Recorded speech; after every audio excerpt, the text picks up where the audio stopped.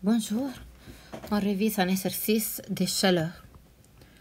Quand c'est un exercice de chaleur, on a vu qu'il y a essentiellement deux types d'exercices qui peuvent arriver aux examens.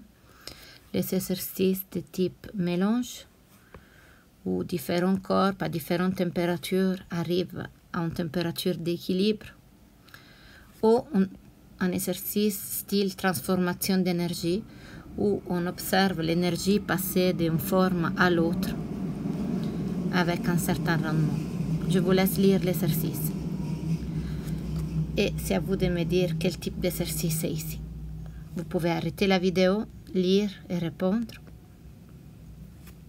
Dans cet exercice, il nous parle des rendements et il nous parle du fait qu'on brûle du bouton pour chauffer une casserole avec l'aluminium. On est en train de raconter une histoire de transformation d'énergie, où on a de l'énergie chimique de combustion qui se transforme en chaleur pour chauffer l'aluminium et la glace. Reconnaître le type d'exercice, c'est essentiel pour pouvoir procéder correctement. Alors, c'est un exercice transformation d'énergie. On transforme de l'énergie chimique de combustion en chaleur. L'énergie à l'entrée et l'énergie à la sortie sont liées par les rendements. On écrit les données, on a la masse d'aluminium, on cherche la chaleur massique de l'aluminium. On a la masse de glace, on cherche la chaleur massique de la glace, on cherche la chaleur massique de l'eau, la chaleur latente de fusion. Tout initialement est à moins 5 degrés Celsius et à la fin on en a 4. On cherche les pouvoirs énergétiques du butane qu'on trouve à page 169 du CRM où on a mis un post-it en classe. Il vous demande de faire un diagramme temps-température, mais même si on ne vous demande pas, on pense à le faire. Initialement, la casserole et la glace sont à moins 5, on les chauffe.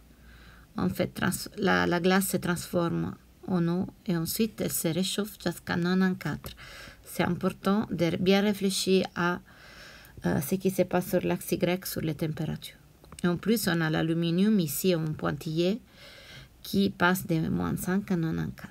Donc, je pose l'équation. Le rendement égal à la chaleur, l'énergie à la sortie, divisé par l'énergie chimique de combustion. Dans tout ça, je cherche quelle masse de butane il faut brûler pour arriver à performer cette opération.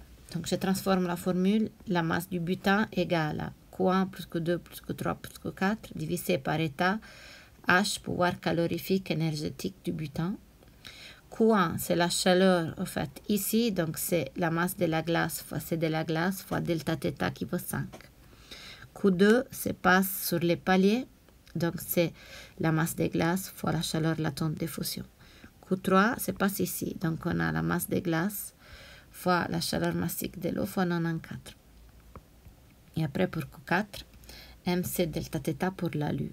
On remplace par les valeurs et on donne les résultats à 3 chiffres significatifs.